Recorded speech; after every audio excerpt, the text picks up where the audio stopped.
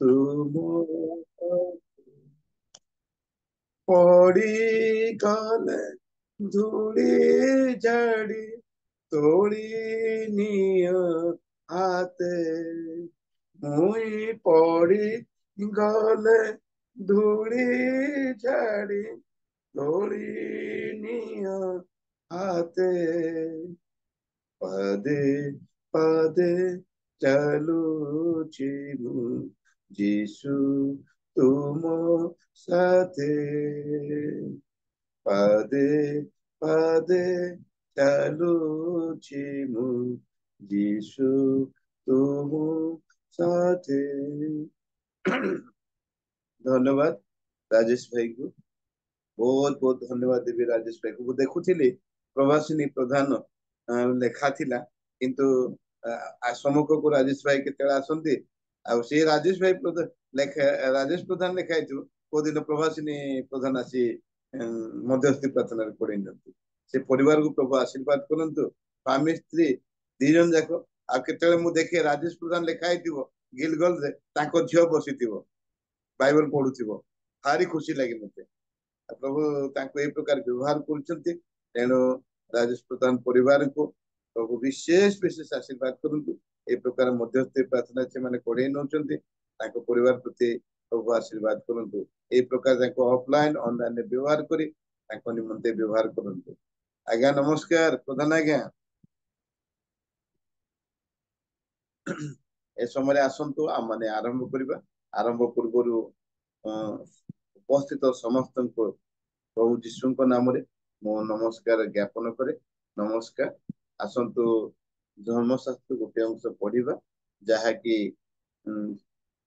गीत संहिता 96 अध्याय 1 ରୁ 9 पर आहे सदाप्रभु उद्देश्य नूतन गीत गान कर समुदाय पृथ्वी सदाप्रभु उद्देश्य गान कर सदाप्रभु उद्देश्य गान करी ताहांको नाम धन्यवाद कर ताहांको परित्राण दिनकु दिन प्रकाश कर अन्य देश मान गौरव समस्त गोष्ठी आश्चर्य क्रिया प्रकाश कर कारण सदाप्रभु महान अत्यंत प्रशंसनीय से समस्त देवता अपेक्षा भययोग्य कारण गोष्ठी वर्गर सकल देवता प्रतिमा मात्र मात्र सदाप्रभु आकाश मंडल सृष्टिकर्ता संभ्रम और महिमा ताहांकर सम्मुखवर्ती शक्ति और शोभा ताहांको धर्मधाम विद्यमान हे नाना देशीय गोष्ठी वर्ग तुमने सदाप्रभुंकर कीर्तन कर सदाप्रभुंकर गौरव और पराक्रम कीर्तन कर सदाप्रभुंकर नामर यथोचित गौरव कीर्तन कर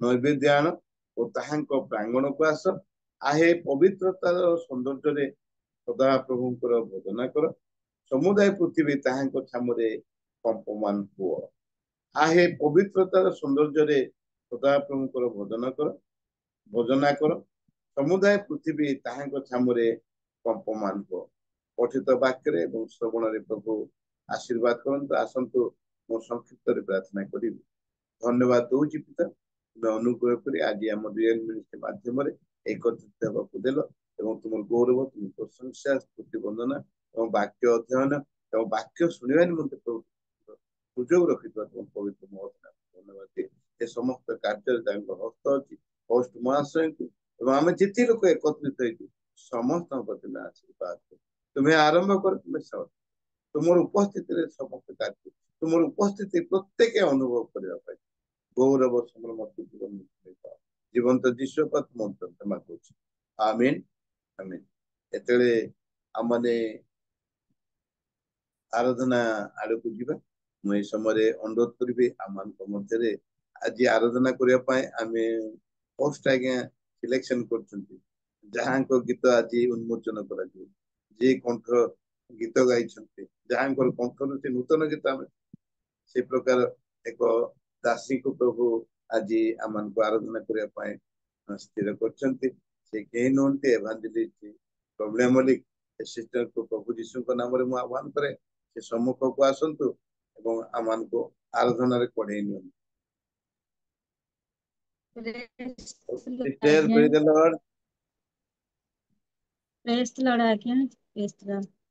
सर्वप्रथम सृष्टिकर्ता को धन्यवाद दबा संगे संगे होस्ट आज्ञा को भी धन्यवाद दिए ସୁନ୍ଦର ସୁଯୋଗ ପାଇଁ ଜୁମ୍ରେ ଉପସ୍ଥିତ ହେଉଥିବା ପ୍ରତ୍ୟେକ ପ୍ରଭୁଙ୍କର ପ୍ରିୟ ଲୋକମାନଙ୍କୁ ମୋର ହୃଦୟର ସହିତ ନମସ୍କାର। ସୁନ୍ଦର ଭାବରେ ଆହ୍ୱାନ କରିଥିବାରୁ ଆମମାନଙ୍କର ପ୍ରିୟ ପ୍ରମୋଦ ପଚାଶାଣଙ୍କୁ ମଧ୍ୟ ଧନ୍ୟବାଦ ଦିଏ। ଆସନ୍ତୁ ଏହି ସମୟରେ ଆମମାନେ ପରମେଶ୍ୱର ଚରଣ ତଳେ ବସିଅଛୁ, ପରମେଶ୍ୱରଙ୍କ ମହିମା ଗୌରବ କରିବା, କାରଣ ତାହାଙ୍କର ଅନୁଗ୍ରହରୁ ଆମମାନେ ଆଜି ନୂଆ ଦିନରେ ନୂଆ ପ୍ରଭାତରେ ଆମମାନେ ପାଦ ପକେଇଲୁ। କେବଳ ପରମେଶ୍ୱରଙ୍କର ଆଶୀର୍ବାଦ ସକାଶେ ଏସବୁ ସମ୍ଭବ ହେଇପାରୁଛି। ସେଥିପାଇଁ ଆମମାନେ ପରମେଶ୍ୱରଙ୍କୁ ସ୍ତୁତି ବନ୍ଦନା ଦ୍ୱାରା ତାହାଙ୍କୁ ଆମେ ପ୍ରଶଂସା କରିବା। ତାହାଙ୍କର ପ୍ରତ୍ୟେକ ମଙ୍ଗଳ ଦାନକୁ ମନେ ପକାଇ ତାହାଙ୍କର ପ୍ରଶଂସାରେ ଆମମାନେ ପ୍ରଭୁଙ୍କର ମହିମା ଗୌରବ କରିବା। ଯୀଶୁ ମୁଁ ତୁମକୁ ହୃଦେ ରଖିବି, ମନ ପ୍ରାଣ ଦେଇ ପୂଜା କରିବି। ଯୀଶୁ ମୁଁ ତୁମକୁ ହୃଦେ ରଖିବି, ମନ ପ୍ରାଣ ଦେଇ ପୂଜା କରିବି। ସଞ୍ଜ ସକାଳେ ଦିବାର ଜଣିବି, ସଞ୍ଜ ସକାଳେ ମୁଁ ମଧ୍ୟାହ୍ନ କାଳେ ତୁମ ନାମ ନୀତି ମୁଁ ଭଜିବି। ଯୀଶୁ ମୁଁ ତୁମକୁ ହୃଦେ ରଖିବି, ମନ ପ୍ରାଣ ଦେଇ ପୂଜା କରିବି। ଯୀଶୁ ମୁଁ ତୁମକୁ ହୃଦେ ରଖିବି, ତୁମ ପ୍ରେମ ମୁଁ ସ୍ମରିବି, ତୁମ ଗୁଣ ମୁଁ ଗାଇବି। ତୁମ ସେବା ମୁଁ କରିବି, ତୁମ ଆଜ୍ଞା ମୁଁ ମାନିବି। ତୁମ ପ୍ରେମ ମୁଁ ସ୍ମରିବି, ତୁମ ଗୁଣ ମୁଁ ଗାଇବି। ତୁମ ଆଜ୍ଞା ମୁଁ ମାନିବି, ତୁମ ସେବା ମୁଁ କରିବି। ପ୍ରାତଃ କାଳରେ ଦିବାର ଜନିରେ, ପ୍ରାତଃ କାଳରେ ଦିବାର ଜନିରେ ପ୍ରାର୍ଥନାରେ ଜାଗି ରହିବି। ଯୀଶୁ ମୁଁ ତୁମକୁ ହୃଦେ ରଖିବି, ମନ ପ୍ରାଣ ଦେଇ ସେବା କରିବି।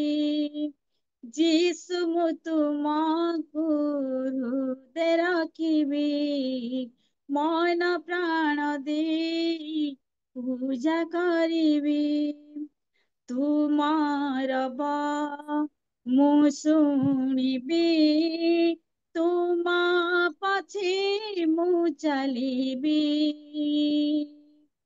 ତୁମ ବିଧି ମୁଁ ମାନିବି, ତୁମ ବିଧି ମୁଁ ଶିଖିବି। ତୁମର ମୁଁ ଶୁଣିବି, ତୁମ ପଛେ ମୁଁ ଚାଲିବି। ତୁମ ବିଧି ମୁଁ ଶିଖିବି, ତୁମ ବାକ୍ୟ ମୁଁ ମାନିବି। ସ୍ଥିର ଜଳରେ ଭୟାବହ କାତିରେ, ସ୍ଥିର ଚିତ୍ତରେ ଭୟାବହ କାତିରେ ପ୍ରାର୍ଥନାରେ ଜାଗି ରହିବି। ଯୀଶୁ ମୁଁ ତୁମକୁ ହୃଦେ ରଖିବି, ମନ ପ୍ରାଣ ଦେଇ ପୂଜା କରିବି। ଯୀଶୁ ମୁଁ ତୁମକୁ ହୃଦେ ରଖିବି, ମନ ପ୍ରାଣ ଦେଇ ସେବା କରିବି। ବାସ୍ତବରେ ଆମମାନଙ୍କ ପରମେଶ୍ୱର ଅତି ମହାନ ସର୍ବଶକ୍ତିମାନ ପ୍ରଭୁ ଅଟନ୍ତି। आम जेते निकटवर्ती हवा परमेश्वर आम को सेते प्रचुर भाव आशीर्वाद करेंगे कारण सी आम एकमात्र पाप क्षमाकारी परमेश्वर अटंती सी एकमात्र आम उद्धारकारी अटंती ये जगत रे सब विषय असार किंतु परमेश्वर प्रेम आम निमते बहुत आवश्यक रही अछि कारण बिना परमेश्वर को आम जदि हृदय सहित प्रेम न करि पारिबा ताहाले आम माने ताहाकर प्रिय पाने हेई परिबा नाही तेणु आम मानकर प्रेमिक म परमेश्वर गाई ताहाको आम माने प्रशंसा गौरव करिबा धोई दिया प्रभु मोर पाप अछि जेते हृदय हजिबाको चाहे प्रभु तुम्हारी प्रेम रे मुझे अनुताप करे आसीचे चरणी मुझे अनुताप करे आसीचे चरणी दिया तुम्हें क्षमा बारे क्षमा बारे धोई दिया प्रभु मोरा पाप जीते हृदय हजिबाको चाहे प्रभु मु तुम्हारी प्रेम रे असारा सारा सब ही असारा जगतरी बनाई ज्ञान जौवन मानस मान আজি ଅଛି କାଲି ନାହିଁ ସାରା ସାରା ସବୁ ହିଁ ସାରା ଜଗତରି ଲାଭ ନାହିଁ জ্ঞান যৌবন মানস মান আজি ଅଛି কালি ନାହିଁ আজি ଅଛି কালি ନାହିଁ এই জীবন চাই কালে পৌঁছে যাবে এই জীবন সারি কালে পৌঁছে যাবে तुम बिना बंची मोर लाभ नहीं लाभ नहीं धोई दिया प्रभु मोर पाप अछि जेते हृदय रे हजिबाको चाहे प्रभु तुम्हारी प्रेम रे तुम बिरुधारी पाप जे न करे तुम वाक्य हृदय दिया किदे पजीबी किदे भजीबी तुम विधि मते शिखा तुम विरुधारी पाप जे न करे तुम वाक्य हृदय दिया किदे पूजीबी किदे भजीबी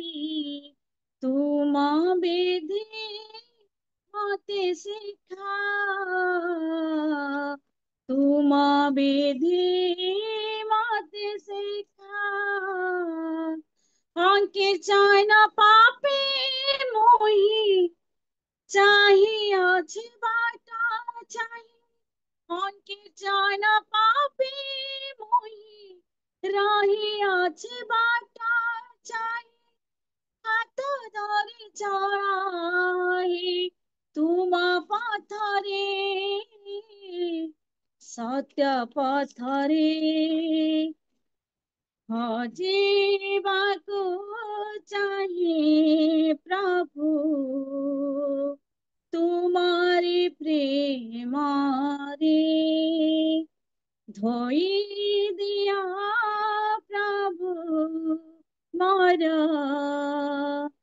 ପାପ ଚିରିତି ହୃଦୟରେ ହଜିବାକୁ ଚାହେଁ ପ୍ରଭୁ ମୁଁ ତୁମରି ପ୍ରେମରେ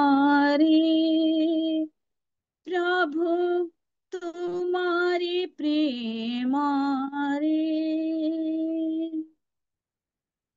ବାସ୍ତବରେ ଆମ୍ଭମାନଙ୍କ ପରମେଶ୍ୱର ଆମମାନଙ୍କ ଜୀବନରେ ସଦା ସର୍ବଦା ଚାହାନ୍ତି ଆମମାନେ ସତ୍ୟ ପଥରେ ଚାଲୁ ତାହାଙ୍କର ବାକ୍ୟକୁ ଆମମାନେ ହୃଦୟରେ ରଖୁ କାରଣ ସେ ପବିତ୍ରମୟ ପରମେଶ୍ୱର ହେଇଥିବାରୁ ସେ ଆମମାନଙ୍କୁ ପବିତ୍ର ଭାବରେ ଏ ଜଗତରେ ଜୀବନ କାଟିବା ପାଇଁ ସଦା ସର୍ବଦା ଆମମାନଙ୍କ ନିମନ୍ତେ ସେ ଚିନ୍ତା କରନ୍ତି ସେଇ ପ୍ରେମିକମୟ ସେଇ କରୁଣା ଭୟ ପରମେଶ୍ୱରଙ୍କ ଚରଣ ତଳେ ଆମମାନେ ଯେତେବେଳେ ନିଜକୁ ସମ୍ପୂର୍ଣ୍ଣ ଭାବରେ ଆମମାନେ ତାହାଙ୍କ ଚରଣ ତଳକୁ ଆସୁ ଆମମାନେ ନିଜର ହୃଦୟକୁ ଯେତେବେଳେ ନମ୍ର କରିଦେଇଥାଉ ପରମେଶ୍ୱର ଆମମାନଙ୍କୁ ସେତେବେଳେ ବହୁତ ଭାବରେ ଆମମାନଙ୍କୁ ଆଶୀର୍ବାଦ କରନ୍ତି ଯୋଉ ଆଶୀର୍ବାଦ କି ଆମମାନଙ୍କ ଜୀବନ ପାଇଁ ନିହାତି ଆବଶ୍ୟକ ରହିଅଛି ଆସୁ ଆଉ ଏକ ଗୀତ ଗାଇ ପ୍ରଭୁଙ୍କର ମହିମା କରିବା ଏଇ ଗୀତଟି ହଉଛି ଆମମାନଙ୍କର ରିଏଲ ମିନିଷ୍ଟ୍ରି ଏବେ ନୂଆ ରେକର୍ଡିଂ ହେଇଛି ଆଉ ଏଇ ଗୀତଟି ଆପଣ ମାନେ ଶୁଣନ୍ତୁ ପୁଣି ପ୍ରଭୁଙ୍କର ସେବା କାର୍ଯ୍ୟ ନିମନ୍ତେ ଆମମାନଙ୍କ ନିମନ୍ତେ ପ୍ରାର୍ଥନା କରନ୍ତୁ ଯେମିତି ଏଇ ଗୀତଟି ପ୍ରଭୁଙ୍କର ସେବା କାର୍ଯ୍ୟରେ ଯେପରି ହେଇପାରିବ ଆପଣ ମାନେ ମଧ୍ୟ ପ୍ରାର୍ଥନାରେ ଆମମାନଙ୍କୁ ତୋଳି ଧରନ୍ତୁ ଆଗକୁ ବଢିବା ପାଇଁ ଆସନ୍ତୁ ରିଏଲ ମିନିଷ୍ଟ୍ରି ତରଫରୁ ଏଇ ଗୀତଟି ଆମମାନଙ୍କର ପୋଷ୍ଟ ଆଜ୍ଞା ପର ଆଜ୍ଞା ନିଜେ ଲେଖିଛନ୍ତି ମଧ୍ୟ ସ୍ୱର ଦେଇଛନ୍ତି ସେଇ ଗୀତଟିକି ମୁଁ ଗାଇବା ପାଇଁ ଚାହୁଁଛି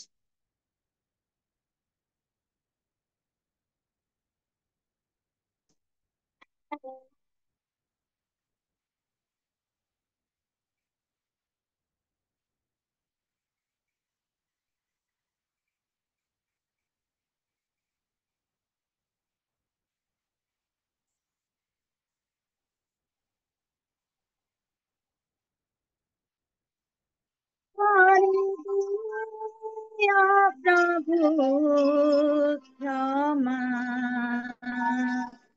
पाप सबु मोर पाप सबु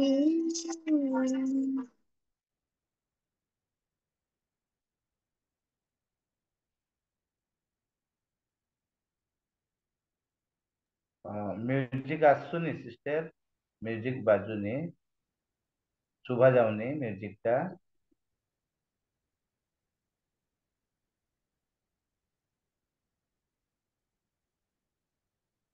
ଶୁଣା ଯାଉନି ସାର୍ କଣ କହିଲେ म्यूजिक शुभा जाऊनी बिना म्यूजिक रे गाई दियंतु नले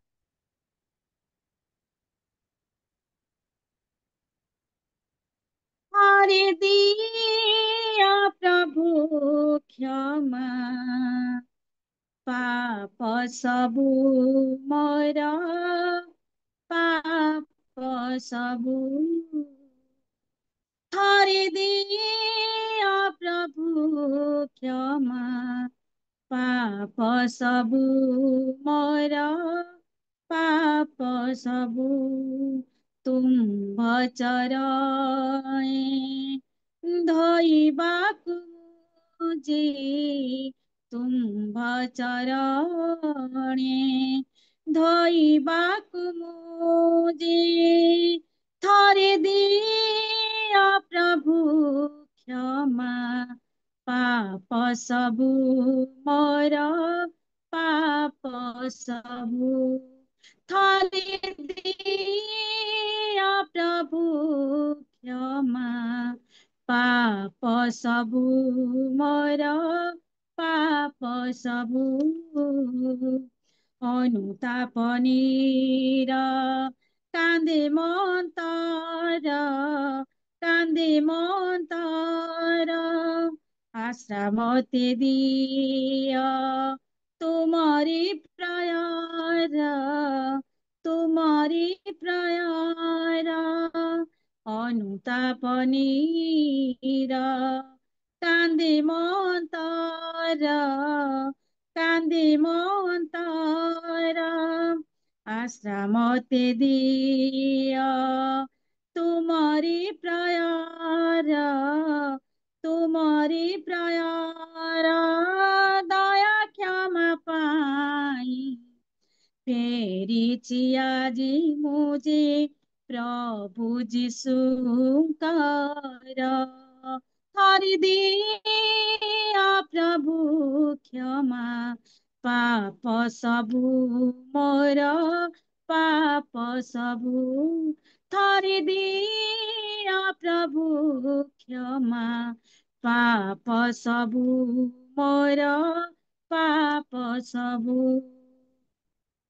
ନିତ୍ୟ ଚିନ୍ତା ମୋର ହେଉଛି ପ୍ରାଣର ହେଉଛି ପ୍ରାଣର ଜଗତର ମାୟା ଘେରୁଛି ପ୍ରଚୁର ଘେରୁଛି ପ୍ରଚୁର ନିତ୍ୟ ଚିନ୍ତା ମୋର ହେଉଛି ପ୍ରାଣର ହେଉଛି ପ୍ରାଣର ଜଗତର ମାୟା ଘେରୁଛି ପ୍ରଚୁର ଘେରୁଛି ପ୍ରଚୁର ରକ୍ଷା କର ପ୍ରଭୁ ଫେରିଛି ଆଜି ମୁଁ ଯେ ପ୍ରଭୁ ଯୀଶୁଙ୍କର ଥରିଦିଅ ପ୍ରଭୁ କ୍ଷମା ପାପ ସବୁ ମୋର ପାପ ସବୁ ଥରିଦିଅ ପ୍ରଭୁ କ୍ଷମା ପାପ ସବୁ ମୋର ପାପ ସବୁ ପାପ ସବୁ ମୋର ପାପ ସବୁ सर्वशक्तिमान परमेश्वर प्रेमिक म प्रभु तुमर महान नाम को मु धन्यवाद दउछि राजा परमेश्वर तुम्हें सुजग दल तुम चरण तले आसी तुमर महिमा प्रशंसा करबा पाई सेति पाई धन्यवाद दउछि प्रभु अजग संतान हेतिरे तथापि परमेश्वर तुमर करुणा तुमर प्रेम आम निमते प्रभु बहुल भाबरे प्रभु प्रचुरतर भाबरे आम सहित रही अछि मो परमेश्वर प्रिय प्रभु ये प्रातः समय तुम्हें प्रशंसा गौरव पाओ मंगलमय राजा आज वाक्य माध्यम तुम आम हृदय कथा कुह आम मान जेते जन जोड़ी होइछु प्रत्येक तुम्हें पवित्र आत्मा को उपस्थित रख परमेश्वर प्रिय प्रभु आमे गुरुत्वपूर्ण रे समय रे पहुंची आसीअछु प्रभु तुम्हें दया कर प्रभु जेपरि से वाक्य को आम मान शुणिबु ताहा नुहे प्रभु तुम्हें आम को प्रभु से वाक्य माध्यम रे आम हृदय को आम मन को तुम्हें सजाड़ प्रभु धन्यवाद दे ये क्षुद्र निवेदन केवल प्रिय प्रभु जीशु नाम रे मागु अछि पिता आमेन आमेन धन्यवाद आज्ञा आमीन आमीन विशेष विशेष धन्यवाद प्रवीणा मलिक सिस्टर को आउ दिने दी दिन भितरे तांकर नूतन गीत भी रिलीज हेबा पई जाउची आउ अति सुंदर भाबे से वर्शिप रा मन को पढ़े नै चलते प्रथम गीत गायले जे यीशु मु तुमको हृदय रखिबी मन प्राण दे तुम पूजा करिबी बहुत सुंदर गीत थिला एवं ता सहित द्वितीय गीत अछि कहिले जे मोर समस्त पाप धोई दियो मो मन प्राण दे तुम सेवा करिबी मोर पाप तुम सब धोई दियो ओ बहुत सुंदर गीत थिला तापरे जोडा के रेकॉर्डिंग करा जायछि अल्प दिन भितर सुनिबे से नूतन गीत भी से गायकी से भी अनुताप गीत आ हृदय स्पर्शी गीत बहुत सुंदर गाई डेमो आसी अल्प गोटे घोषा पद आसी तेणु आज आम रिलीज कर आज काली 2 दिन भितर रिलीज करा आपण मैंने ताकू ध्यान सहित शुणु, सब्सक्राइब करूँ, लाइक करूँ और शेयर करूँ। एरा मोर निवेदन रहिबो। प्रवीणा सिस्टर अति सुंदर भाव से गीतटा गाई, जेहेतु स्टूडियो रे मु निजे उपस्थित थी आ गीत शुणा मत बहुत आग्रह लगे और शुणा बहुत लाइक लगे।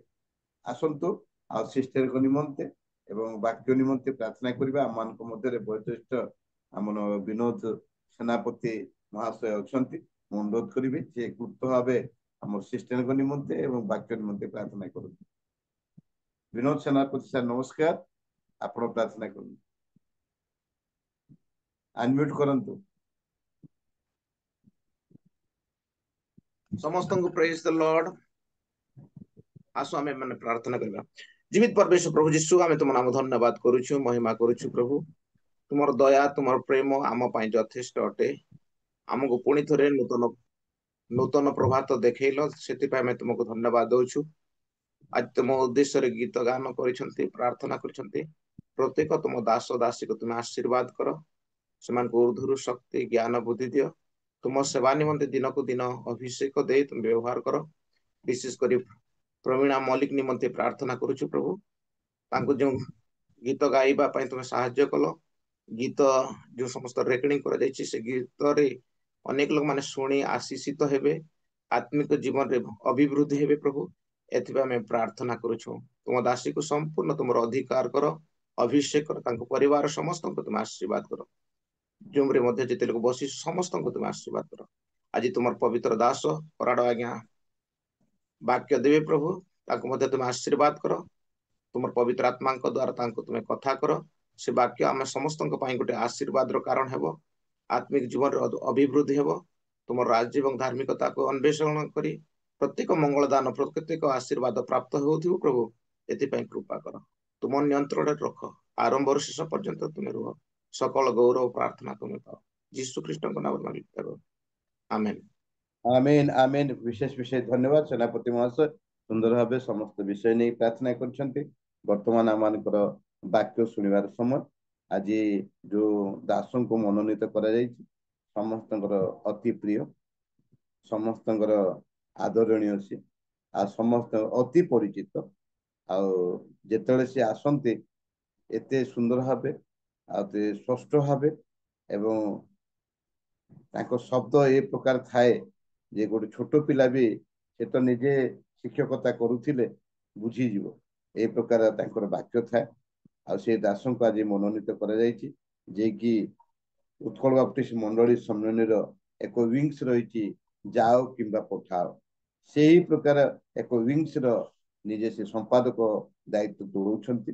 से प्रकार प्रभु दासों को आज आम पाइछु। मुझे प्रभु यीशु नाम आह्वान करे समस्ते वीडियो ऑन करवा एवं अल्प समय अनम्यूट भी करवा एवं उच्च करताल देकी प्रभुंकर गौरव निमंते एवं वक्तांकर उत्साह निमंते करताल देकी स्वागत करवा। आज्ञा आज्ञा नमस्कार। आपनकर समय आपण वर्तमान वाक्य विवरण कर। नमस्कार, प्रभुंकर गौरव हो। आज आमने सुंदर सकाळ पाइछु प्रभु को सानिध्य को आसिया पाए। प्रभु आमन को अनुग्रह करछंती सुस्थ सबल भावरे सुंदर सकाळ देखिया पाए एवं तांको निकट रे विभिन्न स्थान रे थिले मध्य एकत्र होई तांको वाक्य शुणिबा, तांको सेवा आराधना करिया पाए। आई समस्त सकाशे आमे प्रभु को गौरव करिवा।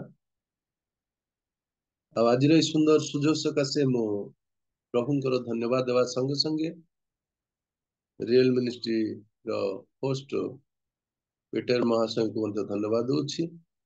पुनर्बार आज जते को उपस्थित अछंते प्रत्येक को प्रभु यीशु ख्रीष्ट के नाम रे नमस्कार जणाए। नमस्कार। आसंतु वाक्य निमंते आमनकर प्रार्थना ही सारछे, आमने वाक्य मध्य को जिबा आउ कम समय प्रभु को वाक्य रो आमने आलोचना करिबा। आमने आज वाक्य चिंता करिबा द्वितीय पीतर तार 3 अध्याय 1 रु 13। द्वितीय पीतर 3 अध्याय 1 रु 13 आओ तो हम देखुचु जे ताकू आमे ए प्रकार नामकरण करि परिबा ପ୍ରଭୁଙ୍କ ଦିନ, ପ୍ରଭୁଙ୍କ ଦିନ, ପ୍ରଭୁଙ୍କ ଦିନ ଯେତେବେଳେ ଘନେଇ ଆସୁଛି, ଦ୍ୱିତୀୟ ପିତର ତା 3 ଅଧ୍ୟାୟରେ ପ୍ରଭୁଙ୍କର ଆଗମନ ବିଷୟରେ ଲେଖା ଅଛି। ତେଣୁ ତାକୁ ଆମେ ପ୍ରଭୁଙ୍କର ଦିନ ବୋଲି କହିପାରିବା। ଆଉ ପ୍ରଭୁଙ୍କ ଦିନ ଯେତେବେଳେ ଆସୁଛି, ବିଶ୍ୱାସୀ ମାନେ କଣ କରିବାକୁ ପଡିବ? ଆମେ ତହିଁରୁ ଦେଖିବା ବିଶ୍ୱାସୀ ମାନଙ୍କର ବାକ୍ୟ ବୁଝିବାର ଆବଶ୍ୟକ ରହିଛି। ପ୍ରଭୁଙ୍କର ଦିନ ଆଗମନ ସମୟରେ ବାକ୍ୟ ବୁଝିବା, ବାକ୍ୟକୁ ସ୍ମରଣରେ ରଖିବା ଏବଂ ପ୍ରଭୁଙ୍କର ଉଦ୍ଦେଶ୍ୟ ଜାଣିବା, ଈଶ୍ୱରଙ୍କର ଉଦ୍ଦେଶ୍ୟ ଜାଣିବା। ଆମେ ଏ 3 କଥା ବିଷୟରେ ଟିକେ ଆଲୋଚନା କରିବା। ପ୍ରଭୁଙ୍କର ବାକ୍ୟ ବୁଝିବା। ଯେତେବେଳେ ବାକ୍ୟ ବୁଝିବା ଶବ୍ଦ ଆସୁଛି, ଆମମାନଙ୍କ ମନରେ ବିଭିନ୍ନ ପ୍ରକାର କଥା ଆସିବ। ଆମେ କଣ ଆଜି ପର୍ଯ୍ୟନ୍ତ ବାକ୍ୟ ବୁଝିନୁ କି? ହଁ, ଆମେ ବାକ୍ୟ ବୁଝୁଛୁ, କିନ୍ତୁ ପ୍ରଭୁଙ୍କର ଆଗମନ ଯେଉଁ ଉଦ୍ଦେଶ୍ୟ ହଉଛି, ସେ ବାକ୍ୟକୁ ଆମେ ସଠିକ ଭାବରେ ବୁଝିବାର ଆବଶ୍ୟକ ଅଛି। ଆମେ କିଛି କିଛି ପଢିବା। ତାର 2:3 ଲେଖା ଅଛି, ହେ ପ୍ରିୟ ମାନେ, ମୁଁ ବର୍ତ୍ତମାନ ତୁମମାନଙ୍କ ନିକଟକୁ ଏଇ ଦ୍ୱିତୀୟ ପତ୍ର ଲେଖୁଅଛି। ତୁମାନେ ଯେପରି ପବିତ୍ର ଭାବାଦୀ ମାନଙ୍କର ଦ୍ୱାରା ପୂର୍ବ କାଳରେ ଉକ୍ତ ବାକ୍ୟ ସବୁ ପୁଣି ତୁମାନଙ୍କ ପ୍ରେରିତ ମାନଙ୍କ ଦ୍ୱାରା କଥିତ ପ୍ରଭୁ ତ୍ରାଣକର୍ତ୍ତାଙ୍କର ଆଜ୍ଞା ଗୁଡିକ ସ୍ମରଣରେ ରଖ। ଏଥିନିମନ୍ତେ ଉଭୟ ପତ୍ରରେ ମୁଁ ତୁମମାନଙ୍କୁ ସେଇ ସବୁ ସ୍ମରଣ କରାଇ ତୁମମାନଙ୍କ ସରଳ ମନକୁ ଉତ୍ତେଜିତ କରିବାକୁ ଚେଷ୍ଟା କରୁଅଛି। ଏଠି ଆମେ ଦେଖୁଛୁ ପିତର ସେ ଲେଖୁଛନ୍ତି ବାକ୍ୟକୁ ସ୍ମରଣରେ ରଖିବାର ଅଛି, ପ୍ରଭୁଙ୍କ ବାକ୍ୟ। ହେଲେ ବାକ୍ୟକୁ ଆମେ ତା 3ରୁ ଦେଖୁଛୁ ବାକ୍ୟକୁ ଠିକ ଭାବରେ ବୁଝିବାର ଅଛି। କଣ ଲେଖା ହେଇଛି 3ରୁ? ପ୍ରଥମେ ଏହା ଜ୍ଞାତ ହୁଅ ଯେ ଶେଷ କାଳରେ ଆପଣା ଅଭିଳାଷ ଅନୁସାରେ ଆଚରଣକାରୀ ପରିହାସକ ଲୋକେ ଉପସ୍ଥିତ ହୋଇ ପରିହାସ କରିବେ। ତାହାଙ୍କ ଆଗମନର ପ୍ରତିଜ୍ଞା କାହିଁ? କାରଣ ପିତୃପୁରୁଷ ମାନଙ୍କର ମହାନିଦ୍ରା ପ୍ରାପ୍ତ ହେବା ସମୟ ଠାରୁ ଏ ପର୍ଯ୍ୟନ୍ତ ସମସ୍ତ ବିଷୟ ସୃଷ୍ଟିର ଆରମ୍ଭରେ ଯେପରି ଥିଲା ସେହିପରି ରହିଅଛି। ସେମାନେ ଜାଣି ଜାଣି ଭୁଲି ଯାଆନ୍ତି ଯେ ପୁରା କାଳରେ ଆକାଶ ମଣ୍ଡଳ ଓ ଈଶ୍ୱରଙ୍କ ବାକ୍ୟ ଦ୍ୱାରା ଜଳରୁ ନିର୍ଗତ ଓ ଜଳରେ ଅବସ୍ଥିତ ପୃଥିବୀ ଥିଲା। ଆମେ ପ୍ରଥମେ ଦେଖୁଛୁ 3:4 ବିଷୟରେ। ବାକ୍ୟ ଆମମାନଙ୍କୁ ବୁଝିବାର ଆବଶ୍ୟକ କଣ ପାଇଁ? ନା ଅନେକ ବାକ୍ୟକୁ ବୁଝି ନ ପାରି ପ୍ରଭୁଙ୍କର ଆଗମନ ବିଳମ୍ବ ହଉଛି ଏବଂ ଉପଯୁକ୍ତ ଶିକ୍ଷା ପ୍ରକାଶ ନ କରି, ଉପଯୁକ୍ତ ଶିକ୍ଷା ଗ୍ରହଣ ନ କରି ପରିହାସ କରାଯାଉଛି, ପରିହାସ କରାଯାଉଛି। ତେଣୁ ଏଇଠି ପିତର ସିଏ ଆମମାନଙ୍କୁ ମଣ୍ଡଳୀକୁ ସେ ସ୍ପଷ୍ଟ ଭାବରେ ପ୍ରକାଶ କରୁଛନ୍ତି ଯେ ଶେଷ ଦିନ ମାନଙ୍କରେ ପରିହାସକ ଲୋକମାନେ ଆସିବେ। ବାକ୍ୟକୁ ସଠିକ ଭାବରେ ଶିକ୍ଷା ନ ଦେଇ ବାକ୍ୟକୁ ନିଜ ଇଚ୍ଛାରେ ଶିକ୍ଷା ଦେବେ। ଲେଖାଯାଏ ଯେ ବାକ୍ୟ ନିଜ ଇଚ୍ଛାରୁ ପ୍ରକାଶ କରିବାର ଈଶ୍ୱରଙ୍କର ଇଚ୍ଛା ନାହିଁ। ବାକ୍ୟ ତ ବାକ୍ୟ, ଈଶ୍ୱର ତାଙ୍କ ଦାସମାନଙ୍କ ଦ୍ୱାରା ଆତ୍ମାଙ୍କ ଦ୍ୱାରା এই ବାକ୍ୟକୁ ପ୍ରକାଶ କରିଛନ୍ତି। ଆଉ ଈଶ୍ୱରଙ୍କର ବାକ୍ୟ ମନୁଷ୍ୟ ନିଜ ଇଚ୍ଛା ମୁତାବକ ନିଜକୁ ମନ ପାଇଲା ଭଳିଆ ପ୍ରକାଶ କରିବାକୁ ହବନି। ତେଣୁ ଲେଖା ଅଛି ଯେ ବାକ୍ୟ ପ୍ରଥମେ ଆମମାନଙ୍କର ବୁଝିବାର ଆବଶ୍ୟକ ଅଛି। ହେଲେ ଦ୍ୱିତୀୟ ଆଗମନ ସମୟ ବା ପ୍ରଭୁଙ୍କର ଦିନରେ ଆମମାନଙ୍କର ବାକ୍ୟ କଣ ସବୁ ବୁଝିବାର ଆବଶ୍ୟକ? ଆମେ ସେଇ ଦ୍ୱିତୀୟ ପିତର 1:12-13 ଟିକେ ଦେଖିବା। ଦ୍ୱିତୀୟ ପିତର 1:12-13 ତହିଁରେ ଏ ପ୍ରକାର ଲେଖା ଅଛି, ଅତଏବ ତୁମାନେ ଯଦ୍ୟପି ଏଇ ସବୁ ବିଷୟ ଜାଣ ଓ ପ୍ରାପ୍ତ ସତ୍ୟରେ ସ୍ଥିରୀକୃତ ହୋଇଅଛ, ତଥାପି ମୁଁ ଏଇ ସବୁ ବିଷୟ ତୁମମାନଙ୍କୁ ସ୍ମରଣ କରାଇବାକୁ ସର୍ବଦା ପ୍ରସ୍ତୁତ ହୋଇଅଛି।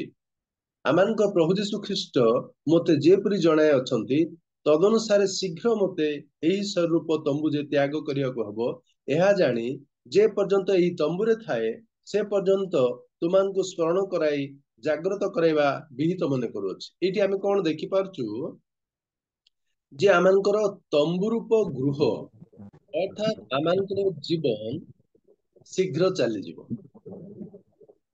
ଆମେ ବାକ୍ୟକୁ ବୁଝିବାର ଆବଶ୍ୟକତା କଣ ଅଛି? ପିତର ଏଠି ସ୍ପଷ୍ଟ ଭାବରେ ଲେଖୁଛନ୍ତି ଯେ ଆମଙ୍କର ତମ୍ବୁରୂପ ଗୃହ ସେ ପ୍ରଭୁଙ୍କ ଠାରୁ ନିର୍ଦ୍ଦେଶ ପାଇଛନ୍ତି, ଆଉ ସେ ଲେଖୁଛନ୍ତି ଯେ ସିଏ ମୃତ୍ୟୁବରଣ କରିବାକୁ ଯାଉଛନ୍ତି ବା ଯିବେ। ସେ ଅତି ଶୀଘ୍ର ତାଙ୍କର ମୃତ୍ୟୁ ଘଟୁଛି। ତେଣୁ ସେ ମଣ୍ଡଳୀକୁ ସେ ପ୍ରକାଶ କରୁଛନ୍ତି ଯେ ମୁଁ ମୃତ୍ୟୁବରଣ କରିବାକୁ ଯାଉଛି, କିନ୍ତୁ ଏ କଥା ଜାଣିଥାଅ ଯେ ପ୍ରଭୁଙ୍କ ବାକ୍ୟକୁ ତୁମେ ନିଜ ଜୀବନରେ ସ୍ଥିର କରି ରଖ। ଏଥିରେ ଆମଙ୍କର ବାକ୍ୟ ବୁଝିବାର ଆବଶ୍ୟକ କଣ? ନା ଆମଙ୍କର ଜୀବନ କ୍ଷଣକାଳ ସ୍ଥାୟୀ। ଆଜି ଆମେ ସୁସ୍ଥ ଭାବରେ ଅଛୁ, ଆଜି ଆମେ ସୁନ୍ଦର ସକାଳ ଦେଖିଛୁ, ଆଜି ଦିନଟା ଆମ ପାଇଁ କିପରି କଟିବ ଆମେ ଜାଣିନୁ, କିନ୍ତୁ ଆମମାନଙ୍କୁ କୁହାଯାଉଛି ବାକ୍ୟରେ ଆମେ ସ୍ଥିର ରହିବାକୁ ଅଛି, ବାକ୍ୟ ବୁଝିବାର ଅଛି। କାରଣ କେଉଁ ମୁହୂର୍ତ୍ତରେ ଆମଙ୍କର ପ୍ରାଣବାୟୁ ଆମକୁ ଛାଡିକି ଚାଲିଯିବ। ତେଣୁ ଆମଙ୍କ ପ୍ରାଣବାୟୁ ଆମକୁ ଛାଡି ଚାଲିଯିବା ପୂର୍ବରୁ ଆମେ ପ୍ରଭୁଙ୍କ ବାକ୍ୟ ବୁଝିବାର ଆବଶ୍ୟକ ରହିଛି। ପ୍ରଭୁଙ୍କ ବାକ୍ୟ ଯେତେବେଳେ ଆମେ ବୁଝିବା, ତେବେ ଯାଇକି ପ୍ରଭୁଙ୍କର ଆଗମନର ଅପେକ୍ଷା ରହିପାରିବା। ବାକ୍ୟ ଯେତେବେଳେ ପ୍ରକାଶ ହଉଛି, ଆମେ ବାକ୍ୟ ନ ଶୁଣିବା ପାଇଁ ଅମନୋଯୋଗୀ ହେବା କି ନିଦ୍ରାଳୁ ହେବା, ଏ ସମସ୍ତ ବିଷୟରେ ପ୍ରଭୁଙ୍କ ବାକ୍ୟ ଆମକୁ ବାରଣ କରୁଅଛି।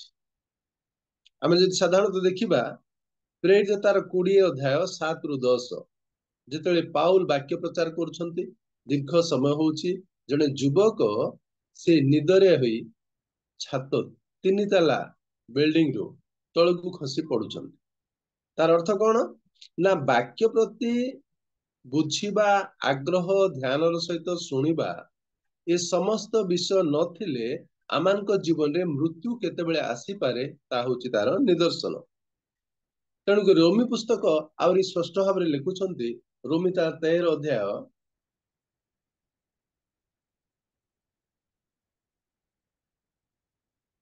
ରୋମୀ 13 ଅଧ୍ୟାୟ ଯେତେବେଳେ ଆମେ 11 ରୁ ଦେଖୁଛୁ, ତ ଲେଖା ଅଛି କଣ? ନା ପୁଣି ଏବେ ତୁମାନଙ୍କର ନିଦ୍ରାରୁ ଜାଗ୍ରତ ହେବାର ସମୟ ଯେ ଉପସ୍ଥିତ, ଏହା ଜାଣି ସେଇ ସବୁ କର। କାରଣ ଆମମାନଙ୍କର ବିଶ୍ୱାସ କରିବାର ଦିନ ଠାରୁ ବର୍ତ୍ତମାନ ପରିତ୍ରାଣ ଆମମାନଙ୍କର ଅଧିକ ସନ୍ନିକଟ। ରାତ୍ରି ପାହାନ୍ତା ହେଉଅଛି, ଦିବସ ସନ୍ନିକଟ। ଅତଏବ ଆସ ଆମେ ଅନ୍ଧକାରର କର୍ମ ସବୁ ପରିତ୍ୟାଗ କରି ଆଲୋକର ସଜ୍ଜା ପରିଧାନ କରୁ। ରଙ୍ଗରସ ଓ ମତତାରେ, ଲମ୍ପଟତା ଓ କାମୁତାରେ, ବିବାଦ ଓ ଈର୍ଷାରେ ଆଚରଣ ନ କରି ଆସ ଆମେ ଦିବସର ବିହିତ ଭଦ୍ର ଆଚରଣ କରୁ। ପୁଣି ପ୍ରଭୁ ଯୀଶୁ ଖ୍ରୀଷ୍ଟଙ୍କୁ ତୁମାନେ ବସ୍ତ୍ର ରୂପେ ପରିଧାନ କର, ଆଉ ପୁଅ ବିଳାସ ଉଦ୍ରେକ କରିବା ସକାଶେ ଶରୀର ନିମନ୍ତେ ଆୟୋଜନ କର ନାହିଁ। ଏଠି ଆମେ ଦେଖୁଛୁ କଣ? ନା ପ୍ରଭୁଙ୍କର ଆଗମନ ସନ୍ନିକଟ ହେଇ ଆସୁଛି। ସେଇ ସମୟରେ ଆମେ ନିଦ୍ରାରୁ ଅର୍ଥାତ୍ ସେଜରୁ ଉଠିବା କଥା ଏଠି ଲେଖାଯାଇନି। ନିଦ୍ରାରୁ ଜାଗ୍ରତ ଅର୍ଥାତ୍ ବାକ୍ୟକୁ ବୁଝି ବାକ୍ୟକୁ ଜୀବନରେ ରଖିବା। କାହିଁକି? ସେଇ ବାକ୍ୟ ଆଚରଣ ବିଷୟରେ ଲେଖା ଅଛି। ଦେଖନ୍ତୁ, ରାତ୍ରି ପାହାନ୍ତା ହେଉଅଛି, ଦିବସ ସନ୍ନିକଟ। 13 ରୋମିଓ 13:12 ଲେଖା ଅଛି, ଅତଏବ ଆସ ଆମେ ଅନ୍ଧକାରର କର୍ମ ସବୁ ପରିତ୍ୟାଗ କରି ଆଲୋକର ସଜ୍ଜା ପରିଧାନ କରୁ। ପ୍ରଭୁଙ୍କର ଆଗମନର ଦିନ ଯେତେ ସନ୍ନିକଟ ହେଇ ଆସୁଛି, ବିଶ୍ୱାସୀ ମଣ୍ଡଳୀ ନିଜର ଆଚରଣ ବିଷୟରେ ଅତି ସାବଧାନ ହେବାର ଆବଶ୍ୟକତା ରହିଛି। ନିଜର ଆଚରଣ ବିଷୟରେ ଯେତେବେଳେ ଆମେ ସଜାଗ ଜାଗ୍ରତ ହେଇପାରିବା, ତାହେଲେ ପ୍ରଭୁଙ୍କୁ ବସ୍ତ୍ର ରୂପେ ପରିଧାନ ଅର୍ଥାତ୍ ପ୍ରଭୁଙ୍କ ସହିତ ରହିବା ପାଇଁ, ପ୍ରଭୁଙ୍କ ମଧ୍ୟରେ ରହିବା ପାଇଁ, ପ୍ରଭୁଙ୍କର ବାକ୍ୟ ଭିତରେ ରହିବା ପାଇଁ ସେ ଆମମାନଙ୍କୁ ଆଉ ସାହାଯ୍ୟ କରିବ। ଆମେ ଏ ବିଶେଷ କଥା ଦେଖିପାରିଲୁ କଣ?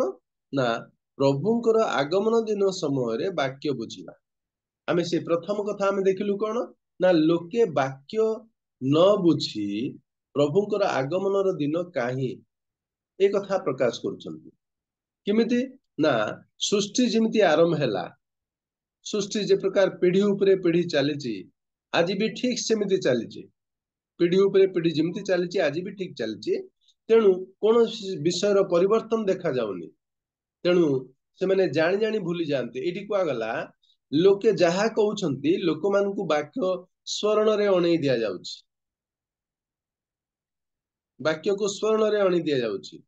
ଆମେ ଯେତେବେଳେ 5 ପଦ ଦେଖୁଛୁ ନା ବାକ୍ୟକୁ ଆମେ ସ୍ମରଣରେ ରଖିବାର ଆବଶ୍ୟକ ଅଛି। ବାକ୍ୟକୁ ସ୍ମରଣ ରଖିବା। 5 ପଦରେ କଣ ଲେଖା ହେଇଛି? ସେମାନେ ଜାଣି ଜାଣି ଭୁଲି ଯାଆନ୍ତି ଯେ ପୁରା କାଳରେ ଆକାଶ ମଣ୍ଡଳ ଓ ଈଶ୍ୱରଙ୍କ ବାକ୍ୟ ଦ୍ୱାରା ଜଳରୁ ନିର୍ଗତ ଓ ଜଳରେ ଅବସ୍ଥିତ ପୃଥିବୀ ଥିଲା। ସେ ପୃଥିବୀ ବିନଷ୍ଟ ହୋଇଯାଇଛି। 6 ଦେଖନ୍ତୁ, ଆଉ ତଦ୍ୱାରା ସେହି କାଳର ଜଗତ ଜଳରେ ପ୍ଲାବିତ ହୋଇ ବିନଷ୍ଟ ହେଲା। ବାକ୍ୟକୁ ବୁଝିବା, ବାକ୍ୟକୁ ସ୍ମରଣରେ ରଖିବା ଦ୍ୱାରା ପ୍ରଭୁଙ୍କର ଆଗମନ ଦିନ ସମୟରେ ଆମେ ନିଜକୁ ପ୍ରସ୍ତୁତ ରଖିପାରିବା। କେମିତି? ଆମେ ଯେତେବେଳେ ନୋହଙ୍କ ସମୟ କଥା ଦେଖୁଛୁ, ଯେତେବେଳେ ଆଦି ପୁସ୍ତକ ତାର 6 ଅଧ୍ୟାୟ 7 ଅଧ୍ୟାୟ 8 ଅଧ୍ୟାୟ ଆମେ ପଢି ପଢି ଯାଉଛୁ, 6 ଅଧ୍ୟାୟ ଯେତେବେଳେ ଦେଖୁଛୁ ପୃଥିବୀ ଦୌରାତ୍ମ୍ୟରେ ପରିପୂର୍ଣ୍ଣ, ଭ୍ରଷ୍ଟତା ପାପରେ ପରିପୂର୍ଣ୍ଣ, ପାପର ସୀମା ସ୍ୱର୍ଗ ପର୍ଯ୍ୟନ୍ତ ଉଠିଛି। ଆଉ ସେତେବେଳେ ପରମେଶ୍ୱର ମନୁଷ୍ୟକୁ ସୃଷ୍ଟି କରିଥିବାରୁ ସେ ଶୋକ ବା ଦୁଃଖ ପ୍ରକାଶ କରୁଛନ୍ତି। ପରେ ଏଇ ମନୁଷ୍ୟ ଜାତିକୁ ଲୋପ କରିବା ପାଇଁ ପରମେଶ୍ୱର ଇଚ୍ଛା କରୁଛନ୍ତି। ଦେଖନ୍ତୁ, ପରମେଶ୍ୱର ସେ ନ୍ୟାୟ ବିଚାରକର୍ତ୍ତା, ନ୍ୟାୟବାନ ପରମେଶ୍ୱର। ତାଙ୍କର ଇଚ୍ଛା ଅଛି ତାଙ୍କ ଲୋକମାନେ ତାଙ୍କୁ ଜାଣିବେ, ତାଙ୍କ ଉପାସନା କରିବେ, ସତ୍ ଆଚରଣ କରିବେ, ତାଙ୍କର ପବିତ୍ରତାକୁ ଜୀବନରେ ଅନୁଭବ କରିବେ, ବିକାଶ କରିବେ, ପ୍ରକାଶ କରିବେ। ଏହା ହଉଛି ପରମେଶ୍ୱରଙ୍କର ଇଚ୍ଛା। ତେଣୁ ଆମେ ଦେଖୁଛୁ ବାକ୍ୟ ଆମେ ବୁଝିବା କେମିତି? ନା ଯାହା ବାକ୍ୟରେ ଲେଖା ଅଛି ପ୍ରଭୁଙ୍କର ଆଗମନ ଅଛି। ଆମେ ପ୍ରଭୁଙ୍କ ବାକ୍ୟ ଜୀବନରେ ଗ୍ରହଣ କରିବା, ହେଳା କରିବା ନାହିଁ। ହେଳା କଲେ ମୃତ୍ୟୁ ଅଛି, ଯାହାକି ଆମେ ୟୁଟ୍ୟୁବ କଥା ଦେଖିଲୁ। ହେଳା କଲେ ମୃତ୍ୟୁ ଅଛି। ତେଣୁ ବାକ୍ୟକୁ ସ୍ମରଣ ରଖିବା କେମିତି? କାହିଁକି ସ୍ମରଣ ରଖିବା? ନା ପୁରାତନ କାଳରେ ପରମେଶ୍ୱର ନ୍ୟାୟ ବିଚାର କରିଛନ୍ତି। ଯେତେବେଳେ ପୃଥିବୀରେ ଭ୍ରଷ୍ଟତା ହେଲା, ପାପର ଅଭିବୃଦ୍ଧି ହେଲା, ପାପର ଅଭିବୃଦ୍ଧି ଏ ପୃଥିବୀକୁ ସେ ନ୍ୟାୟ ପ୍ରଦାନ କରିଛନ୍ତି। କାରଣ ପରମେଶ୍ୱର ପବିତ୍ର, ଧାର୍ମିକ, ନ୍ୟାୟବାନ। ଆଉ ସେ ନ୍ୟାୟବାନ ଈଶ୍ୱର ପାପ ଲୋପ କରିବା ପାଇଁ ସେ ଇଚ୍ଛା କରିଛନ୍ତି। ତେଣୁ ପୃଥିବୀରେ ଜଳ ପ୍ଲାବନକୁ ପଠେଇଛନ୍ତି। ଏଇ କଥା ଆଜିର ଦୁନିଆର ବିଶ୍ୱାସୀ ମାନେ ଆମେ ଜାଣି ରଖିବା ଦରକାର ଅଛି। ଆମେ କଣ ଜାଣି ରଖିବାର ଅଛି? ନା ପାପର ଅଭିବୃଦ୍ଧି ହେଲେ ପରମେଶ୍ୱର ପାପକୁ ନଷ୍ଟ କରିବା ପାଇଁ ସେତେବେଳେ ଜଗତକୁ ନଷ୍ଟ କଲେ। ତେଣୁ ପିତର ଲେଖୁଛନ୍ତି ପୁରା କାଳର ଜଗତ ଜଳ ନିମନ୍ତେ ବା ଜଳରେ ବିନଷ୍ଟ ହେଲା। ବର୍ତ୍ତମାନ ଜଗତ ଅଗ୍ନିରେ ବିନଷ୍ଟ ହବ। ବର୍ତ୍ତମାନର ଜଗତ ଅଗ୍ନିରେ ବିନଷ୍ଟ ହବ। ବର୍ତ୍ତମାନ ଜଗତ ଅଗ୍ନି ପାଇଁ ରଖାଯାଇଅଛି। ତେଣୁ 5 ପଦ ସ୍ପଷ୍ଟ ଭାବରେ କହୁଛି ଯେ ପୁରା କାଳର ଜଗତ ଜଳରେ ଥିଲା, ଜଳରୁ ଆସିଲା। ଆଦି 1:1 ଦେଖୁଛୁ ନା ପୃଥିବୀ ଜଳ ବ୍ୟାପ୍ତ ଥିଲା, ଜଳମୟ ଥିଲା। ପ୍ରଭୁ ସୃଷ୍ଟିରେ ତାକୁ ଜଳ ଭିନ୍ନ କଲେ, ପୃଥିବୀ ଭିନ୍ନ କଲେ।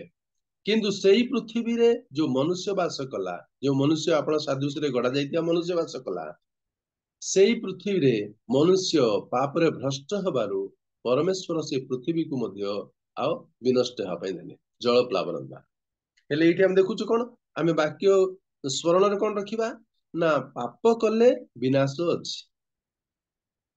ପ୍ରଭୁ ନ୍ୟାୟବାନ ଈଶ୍ୱର, ସେ ନ୍ୟାୟବାନ ଈଶ୍ୱର ପାପୀ ମନୁଷ୍ୟକୁ ସେ ନିଶ୍ଚିତ ଭାବରେ ଦଣ୍ଡ ଦେବେ। ଏଇ କଥା ବିଶେଷ ଭାବରେ ମନେ ରଖି ଆମମାନଙ୍କୁ ଚିନ୍ତା କରିବାର ଆବଶ୍ୟକ ଅଛି। ପ୍ରଭୁଙ୍କ ବାକ୍ୟକୁ ସ୍ମରଣ ରଖିବାର ଅଛି। ଆମେ ଯଦି ଏଇ ସମୟରେ ପ୍ରକାଶିତ ତାର 19:20 ଟିକେ ଦେଖିବା,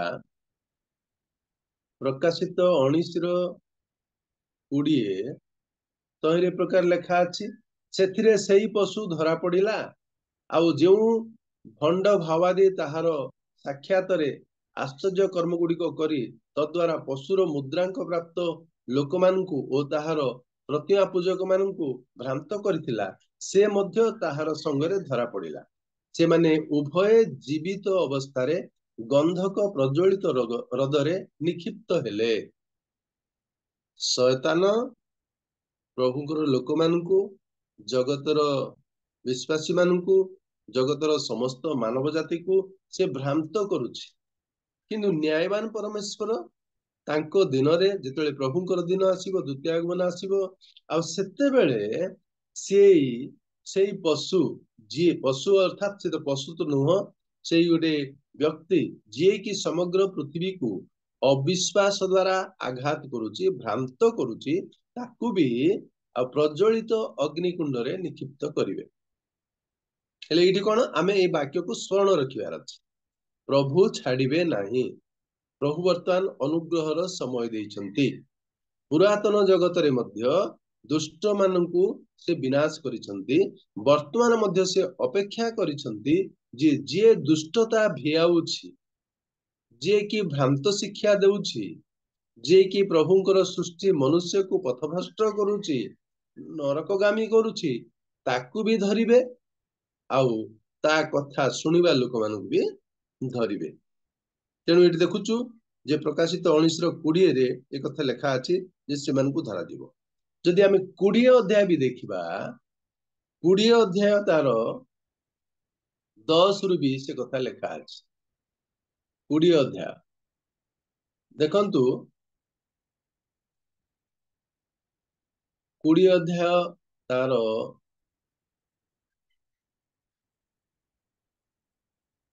10 ଦେଖନ୍ତୁ, ଯେଉଁ ଶୟତାନ ସେମାନଙ୍କୁ ଭ୍ରାନ୍ତ କରିଥିଲା ତାହାକୁ ଅଗ୍ନି ଓ ଗନ୍ଧକମୟ ହ୍ରଦରେ ନିକ୍ଷେପ କରାଗଲା। ସେଠାରେ ସେଇ ପଶୁ ଓ ଭଣ୍ଡ ଭାବବାଦୀ ମଧ୍ୟ ଅଛନ୍ତି। ପୁଣି ସେମାନେ ଦିବାରାତ୍ର ଯୁଗେ ଯୁଗେ ଯନ୍ତ୍ରଣା ଭୋଗ କରିବେ। ଦେଖନ୍ତୁ, ବାକ୍ୟକୁ ଆମେ କାହିଁକି ସ୍ମରଣ ରଖିବା? ଯିଏ ପ୍ରଭୁଙ୍କୁ ବିଶ୍ୱାସ କରୁନାହିଁ ସେ ଯୁଗେ ଯୁଗେ ଯନ୍ତ୍ରଣା ଭୋଗ କରିବ, ଯୁଗେ ଯୁଗେ। ଏବେ ଆମେ ଦେଖୁଛୁ ପିଢି ଉପରେ ପିଢି, ମନୁଷ୍ୟର ବୟସ ଅନୁସାରେ, ପ୍ରଭୁ ଦେଇଥିବା ଅନୁଗ୍ରହ ଅନୁସାରେ 70 କି 80 ବର୍ଷ ଆମେ ବଞ୍ଚୁଛୁ। ସେଇ ଦିନମାନଙ୍କ ମଧ୍ୟରେ ସୁଖ ଦୁଃଖ, ରୋଗ ସଂକଟ, ଭଲ ମନ୍ଦ ସବୁ ଅନୁଭବ କରୁଛୁ। କିନ୍ତୁ ପ୍ରଭୁଙ୍କ ଦିନରେ ଏ ଶୟତାନଙ୍କୁ ଧରାଯିବ, ଭାବବାଦୀ ମାନଙ୍କୁ ଧରାଯିବ, ଯୋଉମାନେ ଭଣ୍ଡ ଭାବବାଦୀ, ଆଉ ଯୋଉମାନେ ପ୍ରଭୁଙ୍କୁ ବିଶ୍ୱାସ କରିନାହାନ୍ତି ସେମାନଙ୍କୁ ଅଗ୍ନିମୟ ହ୍ରଦରେ ନିକ୍ଷିପ୍ତ କରାଯିବ। ଆଉ ସେମାନେ କଣ, ଯୁଗ ଯୁଗ ଧରି ଯନ୍ତ୍ରଣା ଭୋଗ କରିବେ। ଏଇ କଥା ବିଶ୍ୱାସୀ ମାନଙ୍କୁ ଆମେ ସ୍ମରଣରେ ଆଣିବାକୁ ପଡିବ। କାରଣ ପ୍ରଭୁ ଏବେ ଯୋଉ ସମୟ ଛାଡି ଦେଇଛନ୍ତି, ସବୁଦିନ ସେ ସମୟ ଆମମାନଙ୍କୁ ଛାଡିଦେବେନି, ସୁଯୋଗ ସବୁଦିନ ରହିବ ନାହିଁ। ଆମେ ବର୍ତ୍ତମାନ ତମ୍ବୁ ରୂପ ପାର୍ଥିବ ଗୃହରେ ଅଛୁ, ଜୀବିତ ଅବସ୍ଥାରେ ଅଛୁ। ଆମେ ଯେତେବେଳେ ଜୀବିତ ଅବସ୍ଥାରେ ଅଛୁ, ଆଉ ଏଇ ଅବସ୍ଥାରେ ପ୍ରଭୁଙ୍କର ବାକ୍ୟକୁ ବୁଝିବା, ପ୍ରଭୁଙ୍କ ବାକ୍ୟକୁ ସ୍ମରଣ ରଖିବା ବା ହୃଦୟରେ ରଖିବା, ତଦନୁସାରେ ଆମଙ୍କର ଜୀବନ ଆଚରଣ କରିବ, ଚଳିବ, ସେଥିପ୍ରତି ଧ୍ୟାନ ଦେବା। এই ସମୟରେ ଆମେ ଆର ସମ୍ପୃକ୍ତ ବିଷୟ ମାଥ୍ୟୁ ତାର 24 ଅଧ୍ୟାୟ ବି ଦେଖିପାରିବା। ମାଥ୍ୟୁ 24 ଅଧ୍ୟାୟ ତାର 3ରୁ ଆଉ ପଢିଗଲେ, ଆମେ 13 ପର୍ଯ୍ୟନ୍ତ, 3ରୁ 13 ପର୍ଯ୍ୟନ୍ତ ପଢିଲେ ଅନେକ ଗୁଡିଏ କଥା ଲେଖା ଅଛି। ତହିଁରେ କେତେକ କଥା ଅଛି, ତାକୁ ମୁଁ ଆପଣମାନଙ୍କର ଆଉ ସମ୍ମୁଖକୁ ଆଣିବି। 4 ପଦରେ ଲେଖା ଅଛି, ସେଥିରେ ଯୀଶୁ ସେମାନଙ୍କୁ ଉତ୍ତର ଦେଲେ, ସାବଧାନ, କେହି ଯେପରି ତୁମମାନଙ୍କୁ ଭ୍ରାନ୍ତ ନ କରେ। ଏଠି କଣ ଲେଖା ହେଇଛି ଯେ ଆମେ ବାକ୍ୟକୁ ସ୍ମରଣ ରଖିବା ପାଇଁ ଆମେ ଆଲୋଚନା କରୁଛୁ, ହୃଦୟରେ ରଖିବା ପାଇଁ ଲେଖା ଅଛି, ଆଲୋଚନା କରୁଛୁ। ଏଠି କଣ କୁହାଯାଇଛି? ସାବଧାନ। ବିଶ୍ୱାସୀ ସାବଧାନ ରହିବା ଦରକାର ଅଛି। କଣ ପାଇଁ ନା କେହି ଯେମିତି ଆମକୁ ଭ୍ରାନ୍ତ ନ କରିବେ, ଭୁଲ ଶିକ୍ଷାର ଅନୁବର୍ତ୍ତୀ ଯେମିତି ନ କରିବେ। ଆମେ ଭୁଲ ଶିକ୍ଷାକୁ ନିଜେ ଗ୍ରହଣ କରି ଯେମିତି ପ୍ରଭୁଙ୍କ ଠାରୁ ଆମେ ହଟି ନ ଯିବା, ପ୍ରଭୁ ବିଶ୍ୱାସରୁ ଆମେ କଟି ନ ଯିବା, ପ୍ରଭୁ ବିଶ୍ୱାସରୁ ଚାଲି ନ ଯିବା, ସେଥିପାଇଁ ଏଠି କୁହାଯାଉଛି ସାବଧାନ। 24:4 ଲେଖା ଅଛି, ସେଥିରେ ଯୀଶୁ ସେମାନଙ୍କୁ ଉତ୍ତର ଦେଲେ, ସାବଧାନ, କେହି ଯେପରି ତୁମମାନଙ୍କୁ ଭ୍ରାନ୍ତ ନ କରେ। ପ୍ରଭୁ ହଉଛନ୍ତି ନ୍ୟାୟବାନ ବିଚାରକର୍ତ୍ତା। ସେ ପ୍ରଥମେ ଆପଣା ପୁତ୍ରକୁ ପଠେଇଲେ ଆମମାନଙ୍କର ପରିତ୍ରାଣ ସାଧନ କରିବା ପାଇଁ। ବର୍ତ୍ତମାନ ସେ ଅପେକ୍ଷା କରିଛନ୍ତି ତାଙ୍କ ପୁତ୍ରଙ୍କ ଦ୍ୱାରା ପ୍ରଦତ୍ତ ପରିତ୍ରାଣକୁ ଲୋକେ ଗ୍ରହଣ କରୁଛନ୍ତି କି ନାହିଁ। ଠିକ ସମୟ ଆସିଲା ପରେ ସେ ନ୍ୟାୟବାନ ବିଚାରକର୍ତ୍ତା ହେଇଥିବାରୁ से पुनर्बार आसवे। से प्रभु दिन आसिया पूर्वर आमे जीवित अवस्था अच्छु आमे तांको वाक्य बुझिबा एवं वाक्य को स्मरण रखिबा। कहीं स्मरण रखिबा ना प्रभु जीशु निजे कहते सावधान भ्रांत शिक्षा रे पड़ नहीं। 9 पद देखंतु सेई समय रे लोके तुमानकु कष्ट भोगिबा पाई समर्पण करिवे ओ तुमानकु बद्ध करिवे आउ मोहर नाम सकाशे तुमाने समस्त जाति द्वारा घृणित होबो। एटा मन रखिबार अछि जे प्रभु को जो माने विश्वास करूछंती ख्रीष्ट जीशु को जो माने विश्वास करूछंती सेमानको पाई आउ दुख अछि कष्ट अछि। लेखा अछि लोके तुमानकु कष्ट भोगिबा पाई समर्पण करिवे। कष्ट देवा पाई कष्ट प्रदाता मानको हस्तरे समर्पण करिवे। और लेखा अछि तुमानकु बद्ध करिवे। देखंतु खाली कष्ट देबे ता नुहे बद्ध करिवे मोहर नाम सकाशे तुमाने समस्त जाति द्वारा घृणित होबो। विभिन्न गोष्ठी विभिन्न जातिर लोक माने आमे ख्रीष्ट जीशु को ग्रहण करिछु बोली आमानकु घृणा करिवे। किंतु ए कथा स्मरण रख सेतेबेले अनेक विघ्न पाइबे। आउरी गोटे कथा डेंजरस कथा ए दुख कष्ट आसिला समय रे ताड़ना आसिया समय रे दुख जंत्रणा भोग करिया पाई समर्पण करिया समय रे अनेक विघ्न पाइबे। अनेक प्रभु विश्वास रु हटी जिवे पुणी परस्पर को धराई देबे और परस्पर को घृणा करिवे। एटा आउ बहुत डेंजर कथा। परस्पर को धराई देबे अर्थात नामरे विश्वासी माने ए दुख कष्ट समय रे मु नुहे सीए मु जीशु को प्रचार करनी मु जीशु को विश्वास करूनी सीए करूजी कथा धरी देबे। ए कथा आगुरु कुआ जाइछि। एई कथा हमें हृदय रे रखिबार आवश्यक अछि। इमिति समय आसी पारे इमिति भी घटिबो।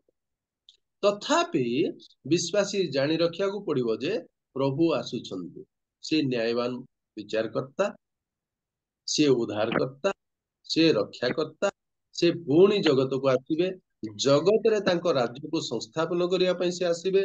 तेणु विश्वासी ए समस्त मन रखिया को पड़िबो जे लोके तुमको धराई देवा पई चेष्टा करियो। अर्थात जो माने प्रकृत विश्वासी से माने अन्यर विघ्न चाहिबे नहीं। जो माने नामधारी विश्वासी स्वार्थ पाई भोग विलास पाई सुख प्राप्त पाई निजर उपकार पाई ख्रीष्ट जीशु को ग्रहण करिसंती से माने विपद आसिला समय रे अन्य को धराई देबे अन्य को घृणा करिवे।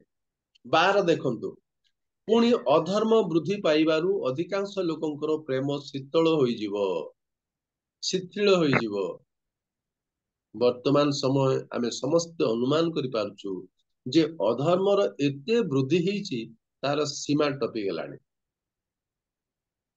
अधर्मर बहु वृद्धि हिची परस्पर भितर प्रेमर अभाव अछि परस्पर को घृणा करिवा समय आछि परस्पर को धराई देवा समय आछि दुख ताड़ना काहारी काहारी को मृत्यु दंड देवार प्रभु को लोक मान को हत्या करा जाउछि। एई समय रे विश्वासी जानि रखिबार आवश्यक जे प्रभुଙ୍କର दिन सन्निकट। ए प्रभुଙ୍କର दिन सन्निकट समय रे आमे प्रभुଙ୍କ वाक्य बुझिबा एवं प्रभुଙ୍କ वाक्य स्मरण रखिबा कारण से निश्चित आसीबे। इमिति सब विषय घटिबो तथापि प्रभु आसीबे प्रभु आसी आमानकु उद्धार करिवे। अच्छा ताहले आमे शेष कथा देखिबा द्वितीय पितर तार 3 देखंतु तो एरे कौन अच्छी आमे 10 रु पुनरार पढ़िबा 10 नहीं 9 रु पढ़िबा। विलंब बोली जेपरी केतेक भावंती प्रभु अपना प्रतिज्ञा विषय से परी विलंब करंती नाही। वर्तमान जिमती आमे कहूचु यीशु ख्रीष्ट आसी 2000 वर्ष ही गेलानी जगत रे जिमिति चलीची सेमिति चलीची सुसमाचार प्रचार चलीची ताड़ना चलीची क्लेश चलीची काहे आ प्रभुଙ୍କର आगमन। अवश्य विश्वासी माने कथा कहते नहीं जो माने विश्वासी मान को घृणा करती से माने कथा कहती किंतु जेपरी केही विनष्ट न होते एटा होची प्रभुଙ୍କର उद्देश्य। प्रभुଙ୍କର विलंब करिवार उद्देश्य कोन हला ना जिमिति केही विनष्ट हेबे नहीं। ईश्वर से जगत को प्रेम कले ଆପଣଙ୍କର ଅଦ୍ୱିତୀୟ ପୁତ୍ରଙ୍କୁ ଜଗତକୁ ପ୍ରେରଣ କଲେ। ଈଶ୍ୱରଙ୍କର ଅଦ୍ୱିତୀୟ ପୁତ୍ର ଜଗତର ସମସ୍ତ ମାନବ ଜାତିର ପ୍ରାୟଶ୍ଚିତ ସକାଶେ, ଉଦ୍ଧାର ସକାଶେ ସେ ଆପଣାକୁ ଉତ୍ସର୍ଗ କଲେ। ସେଇ ବଳି ପିତା ପରମେଶ୍ୱର ଗ୍ରହଣ କରିଛନ୍ତି। ଆଉ ପିତା ପରମେଶ୍ୱର ଚାହୁଁଛନ୍ତି ଜଗତରେ ଯେମିତି କେହି ବି ନଷ୍ଟ ହେବେନି, ସମସ୍ତେ ଉଦ୍ଧାର ପ୍ରାପ୍ତ, ସମସ୍ତେ ପ୍ରଭୁଙ୍କୁ ଗ୍ରହଣ କରିବେ ଆଉ ସମସ୍ତେ ପ୍ରଭୁଙ୍କ ନିକଟକୁ ଆସିବେ। ତେଣୁ ସେଥିପାଇଁ ସେ ବିଳମ୍ବ କରୁଛନ୍ତି, କିନ୍ତୁ ଯେପରି କେହି ବିନଷ୍ଟ ନ ହୁଅନ୍ତି ବରଂ ସମସ୍ତେ ମନ ପରିବର୍ତ୍ତନ କରନ୍ତି, ଏହା ଇଚ୍ଛା କରି ସେ ତୁମାନଙ୍କ ପ୍ରତି ଦୀର୍ଘ ସହିଷ୍ଣୁ ଅଟନ୍ତି। ଦେଖନ୍ତୁ, ସୃଷ୍ଟି ହେଲା ପରେ ନୋହଙ୍କ ସମୟ ପର୍ଯ୍ୟନ୍ତ ପ୍ରଭୁ ଦେଖିଲେ ଯେ ସୃଷ୍ଟିରେ ମାନବ ଜାତି ଏତେ ଭ୍ରଷ୍ଟ, ଏତେ ଭ୍ରଷ୍ଟାଚାରରେ ପରିପୂର୍ଣ୍ଣ, ପାପରେ ପରିପୂର୍ଣ୍ଣ, ପ୍ରଭୁଙ୍କର ଗୌରବ କରିବା ପାଇଁ ସେମାନେ ଆଉ ଆଗକୁ ବଢି ପାରୁନାହାନ୍ତି। ଦୌରାତ୍ମ୍ୟ ସେତେବେଳେ ପରମେଶ୍ୱର ନ୍ୟାୟ ଦେଲେ ଆଉ ପୃଥିବୀକୁ, ମାନବ ଜାତିକୁ ସମ୍ପୂର୍ଣ୍ଣ ଲୋପ କଲେ। କିନ୍ତୁ ସେଇଦିନ ଠାରୁ ସେ ପ୍ରତିଜ୍ଞା କଲେ ଯେ ଜଳ ଦ୍ୱାରା ଆଉ ମାନବ ଜାତିକୁ, ପୃଥିବୀକୁ ନଷ୍ଟ କରିବାନି। କିନ୍ତୁ ଏ ସମସ୍ତ ବିଷୟ ଦଗ୍ଧ ହବ। ବର୍ତ୍ତମାନ ଜଳ ଅପେକ୍ଷା ଅଗ୍ନି ପାଇଁ ପୃଥିବୀ ସଂରକ୍ଷିତ ଅଛି। ହେଲେ ଏଇ ସମୟରେ ବିଶ୍ୱାସୀ ମାନେ ଆମେ ଜାଣିବାର ଆବଶ୍ୟକ, ବାକ୍ୟ ସ୍ମରଣ ରଖିବାର ଅଛି ଯେ ବର୍ତ୍ତମାନ ଜଗତ ଅଗ୍ନି ନିମନ୍ତେ ରଖାଯାଇଅଛି। ବିଶ୍ୱାସୀ ମାନେ ମାତ୍ର ସୁରକ୍ଷିତ ହେବେ। ବିଶ୍ୱାସୀ ମାନେ ସୁରକ୍ଷିତ ହେବେ। କେମିତି ସୁରକ୍ଷିତ ହେବେ? ଆମେ 13 ପଦରେ ଦେଖୁଛୁ, ଆମେମାନେ ତାହାଙ୍କ ପ୍ରତିଜ୍ଞାନୁସାରେ ଗୋଟିଏ ନୂତନ ଆକାଶ ମଣ୍ଡଳ ଓ ନୂତନ ପୃଥିବୀର ଅପେକ୍ଷାରେ ଅଛୁ, ଯାହା ଧାର୍ମିକତାର ଆବାସ ସ୍ଥଳ ହେବ। ଆମମାନଙ୍କ ପାଇଁ ନୂତନ ପୃଥିବୀ ଅଛି, ନୂତନ ଆକାଶ ମଣ୍ଡଳ ଅଛି, ଯେଉଁଠାରେ ପ୍ରଭୁ ପରମେଶ୍ୱର ନିଜେ ରହିବେ, ତାଙ୍କର ଅଦ୍ୱିତୀୟ ପୁତ୍ର ରହିବେ। ସେଠି ସୂର୍ଯ୍ୟ ଚନ୍ଦ୍ରର ଆବଶ୍ୟକ ହବନି, ଆଉ ସେଠି ଶୋକ କ୍ରନ୍ଦନ ନାହିଁ, ସେଇଠି ଆନନ୍ଦ, ପ୍ରଭୁଙ୍କର ପ୍ରଶଂସାର ସମୟ। ଆଉ ସେଥିପାଇଁ ପ୍ରଭୁ ଅପେକ୍ଷା କରିଛନ୍ତି କେହି ଯେମିତି ବିନାଶ ନ ହୋଇ ସେଠିକୁ ଆସିବେ, କେହି ବିନାଶ ହେବେନି। କାରଣ ପ୍ରଭୁ ଯୀଶୁ ଖ୍ରୀଷ୍ଟ କ୍ରୁଶରେ ହତ ହୋଇ ଉଦ୍ଧାର କାର୍ଯ୍ୟ ସାଧନ କରିଛନ୍ତି। ତାଙ୍କୁ ବିଶ୍ୱାସ କରିବା ଦ୍ୱାରା ଏଇ ଦଣ୍ଡରୁ ବିଶ୍ୱାସକାରୀ ଉଦ୍ଧାର ପ୍ରାପ୍ତ ହବ। ଏବଂ ଯେତେବେଳେ ପ୍ରଭୁଙ୍କର ଦିନ ଆସିବ, ନୂତନ ଆକାଶ ମଣ୍ଡଳ, ନୂତନ ପୃଥିବୀ, ପ୍ରଭୁଙ୍କର ସହଭାଗିତା ବିଶ୍ୱାସୀ ପାଇବ। ତେଣୁ ଆମେ ମୁଖ୍ୟତଃ ଏ 3 ଗୋଟି ବିଷୟ ମନେ ରଖିବାର ଆବଶ୍ୟକ ଅଛି ଯେ ପ୍ରଭୁ ନ୍ୟାୟବାନ ବିଚାରକର୍ତ୍ତା। ପ୍ରଭୁଙ୍କ ଦିନ ଆସୁଛି, ଘନେଇ ଆସୁଛି। ସେଇ ସମୟରେ ବାକ୍ୟ ବୁଝିବାର ଆମମାନଙ୍କର ଆବଶ୍ୟକ ଅଛି। ଯଦି ଆମମାନଙ୍କ ମଧ୍ୟରେ କେହି ବାକ୍ୟ ପରିହାସ କରୁଛି, ଆମେ ବୁଝାଇବାର ଆବଶ୍ୟକ ଅଛି ଯେ ପ୍ରଭୁ ସିଏ ଦୀର୍ଘ ସହିଷ୍ଣୁ, ସେ ସହିଷ୍ଣୁତାର ସହିତ ଅପେକ୍ଷା କରିଛନ୍ତି ଯେପରି ଆମେ ବିନଷ୍ଟ ନ ହବା। ବାକ୍ୟକୁ ହୃଦୟରେ ରଖିବା, କାରଣ ପରମେଶ୍ୱର ପୁରାତନ ଜଗତକୁ ନ୍ୟାୟ ବିଚାରକ ଦେଇଛନ୍ତି, ଦଣ୍ଡ ଦେଇଛନ୍ତି। ବର୍ତ୍ତମାନ ଜଗତ ଅଗ୍ନି ପାଇଁ ରଖାଯାଇଛି, ତାହା କେବେ ଅନ୍ୟଥା ହବନି। ପ୍ରଭୁ ଆସିବେ, ଯେଉଁମାନେ ତାଙ୍କୁ ବିଶ୍ୱାସ କରିନାହାନ୍ତି, ଅଧାର୍ମିକ ମାନେ, ସେମାନେ ଅଗ୍ନି ହ୍ରଦରେ ନିକ୍ଷିପ୍ତ ହେବେ। ଆଉ ଧାର୍ମିକ ମାନେ ଏ ନୂତନ ଆକାଶ ମଣ୍ଡଳ, ନୂତନ ପୃଥିବୀରେ ପ୍ରଭୁଙ୍କ ସହିତ ରହିବେ। ଏହା ହିଁ ପ୍ରଭୁଙ୍କର ଉଦ୍ଦେଶ୍ୟ। ପ୍ରଭୁ ଆମମାନଙ୍କୁ ଏ ସଂକ୍ଷିପ୍ତ ଆଲୋଚନା ବାକ୍ୟରେ ବିଶେଷ ଭାବରେ ଆଶୀର୍ବାଦ କରନ୍ତୁ ସୁନ୍ଦର ସୁଯୋଗ ପାଇଁ। ଆଉ ମୁଁ ଆପଣମାନଙ୍କୁ ଧନ୍ୟବାଦ ଦଉଛି, ରିଏଲ ମିନିଷ୍ଟ୍ରିର ହୋଷ୍ଟକୁ ଧନ୍ୟବାଦ ଦଉଛି। ଆପଣମାନେ ବାକ୍ୟ ଶୁଣିଥିବାରୁ ଆପଣମାନଙ୍କୁ ମଧ୍ୟ ଧନ୍ୟବାଦ ଦଉଛି। ନମସ୍କାର। ପ୍ରଭୁଙ୍କର ମହତ୍ ନାମକୁ ଧନ୍ୟବାଦ ଦେବା ସଙ୍ଗେ ସଙ୍ଗେ ଆଜିର ବକ୍ତା ମହାଶୟଙ୍କୁ ମଧ୍ୟ ଧନ୍ୟବାଦ ଦିଏ। ଆସନ୍ତୁ ଅତି ସୁନ୍ଦର ବାକ୍ୟ ନିମନ୍ତେ ସମସ୍ତେ ଉଚ୍ଚ କରତାଳ ଦେଇକି ପ୍ରଭୁଙ୍କର ଗୌରବ ସହିତ ବକ୍ତାଙ୍କୁ ଉତ୍ସାହିତ କରିବା ଯେ ପ୍ରଭୁଙ୍କର ବାକ୍ୟ ବୁଝିବା। ଆମେ କିଏ କେତେ ବୁଝିଛୁ ସମସ୍ତେ ତାଙ୍କୁ କହିବା ସମୟରେ ଆମେ ଜାଣିପାରିଲୁ ଯେ ଆମେ କେମିତି ବୁଝିଛୁ ନା ବୁଝିନୁ ନା। ଆଉ ଅତି ସୁନ୍ଦର ପ୍ରଭୁଙ୍କ ବାକ୍ୟ ବୁଝିବା ଉପରେ ଅତି ସୁନ୍ଦର ଭାବେ ସେ ବ୍ୟାଖ୍ୟା କରିଛନ୍ତି। ତାକୁ ତ ମୁଁ ଗୋଟେ ଗୋଟେ କରି ପ୍ରକାଶ କରି ସେ ଅତି ସୁନ୍ଦର ସରଳତାର ସହିତ ପ୍ରକାଶ କରିଛନ୍ତି। ପ୍ରଭୁ ତାଙ୍କୁ ଆଶୀର୍ବାଦ କରନ୍ତୁ। ଏ ପ୍ରକାର ଅଫଲାଇନ ଓ ଅନଲାଇନରେ ବ୍ୟବହାର କରି ପ୍ରଭୁ ତାଙ୍କୁ କଢେଇ ନିଅନ୍ତୁ। ଆସନ୍ତୁ ଏ ବାକ୍ୟ ନିମନ୍ତେ, ଏ ବାକ୍ୟ ଯେ ପ୍ରକାର ସମସ୍ତେ ବୁଝିବା, ଏ ବାକ୍ୟ ଆଗ ନୁହଁ, ଯେତେବେଳେ ଆମେ ଶୁଣୁଛୁ ସେ ବାକ୍ୟ ବୁଝିବାକୁ ପ୍ରଭୁ ସମସ୍ତଙ୍କୁ ସେ ଜ୍ଞାନ ଦିଅନ୍ତୁ, ସେ ଶକ୍ତି ଦିଅନ୍ତୁ। ଏ ସମୟରେ ମୁଁ ଅନୁରୋଧ କରିବି ଆମମାନଙ୍କ ମଧ୍ୟ